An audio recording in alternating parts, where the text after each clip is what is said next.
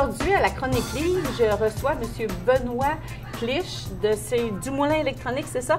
Sur du Centrale-Faille. Centrale-Faille, bon, alors qui va nous parler de tablettes électroniques, pas de liseuses. Vous n'êtes pas spécialisé dans les liseuses? C'est plus un domaine qu'on travaille moins. C'est sûr que nous autres, c'est plus dans les livres, les tablettes électroniques qu'on va vendre. Mais les tablettes électroniques servent de liseuses. Oui. Alors, c'est ça qui est le but. Comment ça fonctionne? C'est sûr qu'il y a deux choses sur le marché. Il existe des liseuses électroniques et des tablettes informatiques.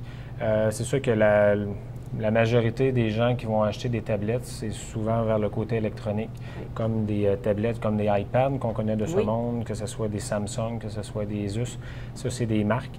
Ça reste que l'adepte du livre va aller vraiment vers des liseuses électroniques parce qu'il y a beaucoup plus d'avantages à un particulier d'acheter une liseuse électronique qu'une tablette s'il veut uniquement lire des livres. En fait, si j'aime beaucoup lire et que je voyage beaucoup, c'est bien d'avoir une liseuse parce que je peux avoir de nombreux livres et partir avec ma bibliothèque. Exactement. Par contre, si je suis à l'extérieur, je ne peux pas aller vérifier mes courriels avec ma tablette. Exactement. Alors, c'est le but c'est-à-dire, je ne peux pas aller vérifier avec ma liseuse, mais je peux le faire avec ma tablette. Exactement. C'est ça que vous allez nous expliquer. Pourquoi que le monde va vers les tablettes électroniques? C'est pour la convivialité. C'est pour vraiment être capable d'utiliser une liseuse électronique pour les livres, d'aller chercher des mails, aller sur des pages Internet. On peut aller sur Facebook, on peut aller sur différents sites. Si on regarde un petit peu l'avantage de la tablette électronique, qui est en majorité vendue, il existe 3 formats. On va parler d'une 7 pouces, de cette grosseur-là à peu près. 7 pouces, c'est un format vraiment de poche. C'est un format très facile à transporter. Elle peut tenir comme ça aussi? Oui, il existe des accessoires comme des petits covers pour qu'on est capable de vraiment mettre la tablette pour avoir un support lors de la lecture. Ah, c'est bien. Si on regarde une tablette un petit peu plus vendue, c'est la 10 pouces. Qu'on soit chez Apple, qu'on soit chez Samsung, qu'on soit chez Asus, peu importe la compagnie, ils vont faire un format d'à peu près 10 pouces d'écran. OK. L'avantage avec la 10 pouces, c'est vraiment la facilité d'avoir un plus grand écran et avoir... c'est plus facile à travailler aussi parce que c'est moins difficile pour les yeux. Par contre, pour les filles, moi, j'en ai une tablette comme ça et je la glisse dans mon sac à main. Ah, on a le sac à main, c'est plus facile, j'apporte ça partout. Ça prend moins de place que la grande. Effectivement. Mais est-ce que, parce que moi, je pense à la fameuse tablette Apple, où on fait, si je veux avoir des livres, si je télécharge des livres, je suis obligée de passer par Amazon. Il existe 2-3 logiciels pour aller télécharger des livres. Même pour Apple? Que ce soit chez Apple, que ce soit chez Samsung. C'est sûr qu'aujourd'hui, un des plus grands fournisseurs de livres électroniques au monde, c'est Amazon. Okay. Amazon, eux, ont leur propre logiciel qui s'appelle Kindle. C'est une application qu'on va télécharger directement sur les tablettes électroniques qui permet l'achat et la lecture aussi des livres électroniques qu'on peut acquérir directement par le site. Quand je télécharge un livre, est-ce que je suis obligée de le télécharger directement sur ma tablette ou si je peux le télécharger sur mon ordinateur et ensuite le transférer sur une tablette? Sur le côté électronique, que ce soit chez iPad d'Apple ou que ce soit chez Samsung, la tablette va permettre le téléchargement directement à partir d'Internet. Okay. Par contre, certaines liseuses électroniques, comme chez Amazon, il y a certains modèles qu'on n'a pas le choix de passer par le biais d'informatique pour être capable d'introduire les livres électroniques. Si je prends des nouvelles tablettes qui viennent de sortir sur le marché par Amazon, qui appelle la Paperwhite, c'est la nouvelle qui vient d'arriver, elle a le réseau sans fil intégré, ce qui permet d'avoir si vous rentrez dans du Wi-Fi à la maison ou dans un magasin ou dans un restaurant, vous êtes capable de télécharger directement votre livre électronique sur la Kindle. Ce qu'on ne peut pas faire avec les autres? Certains modèles de base chez Kindle n'ont pas le réseau sans fil intégré, ce qui ne le permet pas. Il faut passer par le logiciel informatique pour introduire les livres. C'est son désavantage versus l'avantage avec les tablettes électroniques. On va pouvoir le faire. Quand je télécharge un livre sur une tablette électronique, est-ce que le livre m'appartient? Est-ce qu'il reste là longtemps? Oui, c'est un achat. Vous faites un achat directement. Si je perds ma tablette ou c'est brisé, est-ce qu'il y a quelque chose qui fait que je peux récupérer mes livres? Ça fonctionne par un compte que vous allez vous créer gratuitement par Amazon. Quand vous êtes inscrit à Amazon, tous les livres que vous téléchargez, si vous perdez la tablette, même si vous changez de tablette, vous remettez vos comptes, le nom d'utilisateur et le mot de passe, et vous recréez toute votre base de données dans votre tablette. On recharge tout ça, ça Exactement. automatique. Alors ça, c'est une bonne nouvelle, parce qu'il y a des gens qui m'ont posé la question, je ne le sais vraiment pas. Mais ça peut varier de combien à combien? Si on regarde un peu les entrées de gamme chez Kindle, qui est les liseuses vraiment électroniques, on va partir de 79 $ jusqu'à 219 $. Okay. La moyenne, quand on regarde la nouvelle qui vient de sortir, la Paperwhite, est à 139,99 $. Si Amazon va les vendre pratiquement uniquement sur leur site web. Okay. Et la livraison est naturellement gratuite et on reçoit ça à la maison. Okay. Si on regarde les tablettes électroniques, on va partir d'un prix de 139 $ jusqu'à 400 $.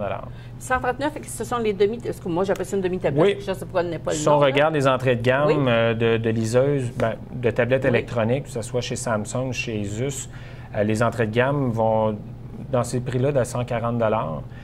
Mais les plus populaires, quand on parle de 10 pouces, on va tomber à peu près entre 299 et 399 c'est pas si mal. C'est pas comme les Apple qui sont souvent à presque 500, 600 $. Non, c'est pour ça que de plus en plus, les gens veulent l'iPad, mais lorsqu'ils arrivent au prix, ça les bloque quand même assez rapidement.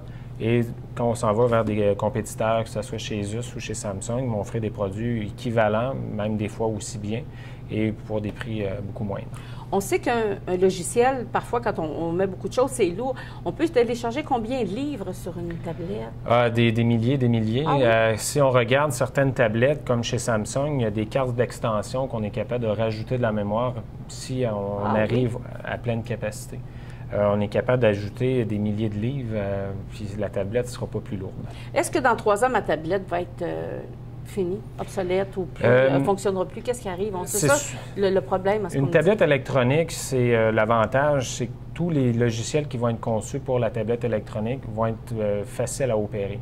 Ce qui fait dans 2 ans ou dans 3 ans, si on marche sur un système d'Android, les concepteurs de logiciels vont le faire pour que la tablette soit capable de la supporter.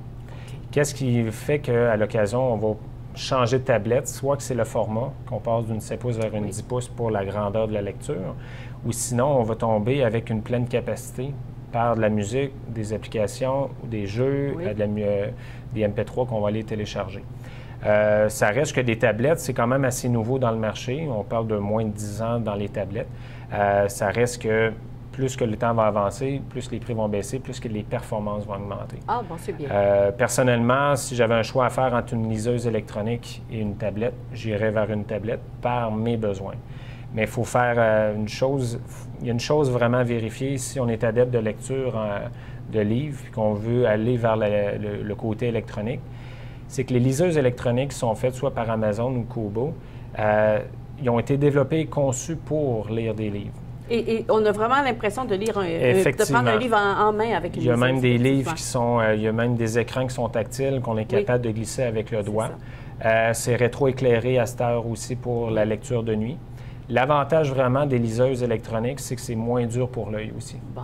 C'est qu'ils ont été développés pour aussi une meilleure autonomie. On est capable de faire pratiquement 2 semaines à 3 semaines d'autonomie de batterie avec des livres électroniques par des liseuses versus une tablette électronique. On fait entre 6 et 7 heures d'autonomie de batterie, tout dépendant de l'utilisation qu'on va en faire. Okay. C'est à considérer lorsqu'on part en voyage. Oui, et on ne va pas oublier d'apporter notre chargeur. Si j'oublie fréquemment de recharger ma batterie, est-ce que c'est vrai qu'il y a une espèce de mémoire qui fait que je ne pourrais pas la charger complètement éventuellement? C'est sûr que c'est des batteries aujourd'hui à lithium-ion, c'est des batteries qui sont sans effet de mémoire, ce qui fait que si vous rechargez complètement votre batterie, elle va arrêter lorsqu'elle va être pleine. Mais si vous la déchargez complètement, c'est sûr que les premiers temps pour la charger peut prendre plus de temps.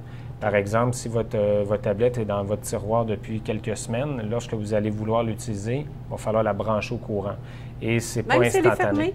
Oui, c'est pas instantané. Ça peut prendre quelques minutes avant de pouvoir utiliser la tablette. Et on parle d'un cycle de recharge d'environ 1h30 à 2 heures, tout dépendant le modèle de tablette. Est-ce que c'est un peu comme partout ailleurs, les fêtes s'en viennent, il va y avoir quelquefois des spéciaux, des offres annoncées, on peut les acheter aussi en vente, si on veut faire des cadeaux, là? Oui, bien, il y a toujours, à fin novembre, qu'est-ce qu'on appelle le Black Friday, qui est une période de l'année quand même assez intéressante pour les commerçants d'électronique. et pour les consommateurs. Et aussi le Boxing Day, le Boxing Week, qui va être après le jour, après les fêtes. Oui. Les tablettes électroniques, c'est un marché qui est quand même assez concurrentiel. Qu'on parle de chez les compagnies Apple, Asus, Samsung, et peu importe les compagnies, sont très, très serrés et les marges de profit ne sont pas nécessairement très élevées. Durant les fêtes, souvent, il va y avoir des rabais qu'on sait, nous autres, en tant que marchands, 1 semaine à 2 à l'avance, parce qu'on ne sait pas nécessairement ce que les compagnies veulent vendre et comment ils veulent les vendre. Présentement, une tablette, comme on voit ici, une 7 pouces, on va détailler ça chez Samsung, la Galaxy Tab 3, la 3e génération, à 199 $.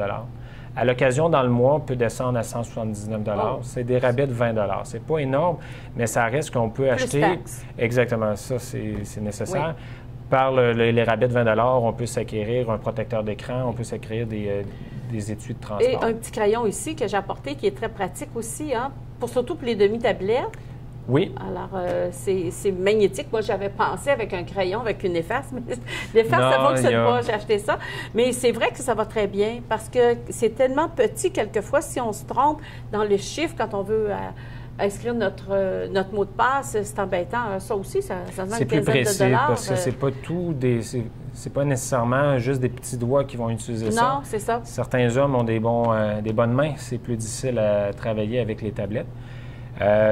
Si on regarde dans les liseuses électroniques, dans les prix, c'est pas nous qui dirigeons les prix, c'est plus Amazon parce que c'est des services qui sont en ligne directement. Il y a d'autres compagnies comme Sony qui vont en faire. Nous, on n'a pas nécessairement un grand marché pour ça. Souvent, ça se passe en ligne. Donc, vous y allez avec les... On s'en va plus avec nous autres avec des tablettes électroniques parce que notre plus grande clientèle ne font pas juste lire des livres. Ils vont jouer à des jeux, ils vont prêter ça aux enfants pour regarder des vidéos sur Internet. Mais notre plus grand vendeur, c'est la 10 pouces, par la facilité d'opération. Pour le transport, c'est un peu plus difficile, mais seulement lorsqu'on prend une 7 pouces versus une 10 pouces, la grandeur de l'écran est quand même intéressante. Dans les 10 pouces, vous avez les claviers aussi? Est-ce que vous avez le petit truc qu'on peut ajouter au lieu de... Il y a des claviers qu'on peut intégrer dans l'étui de transport. Oui. Peu importe la compagnie, on appelle ça par l'interface de communication Bluetooth. Oui. On va être capable d'appairer un clavier 100% canadien sur la tablette.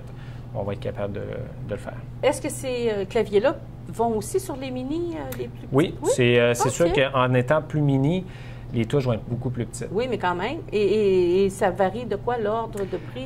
Il y a des claviers uniquement qu'on est capable d'acheter uniquement un clavier à partir d'une cinquantaine de dollars. Ah, et si on les intègre dans les claviers, dans les étuis de transport, on peut monter jusqu'à 99 $, tout dépendant l'étui de transport. Ah, c'est intéressant. Je vous remercie beaucoup. En tout cas, les gens vont le voir. Alors, on a dit maintenant le centre Hi-Fi. Oui, c'est chez Norman Nadeau TV à Sainte-Marie. Oui, alors c'est de la région. Merci beaucoup d'avoir été avec nous. À la prochaine.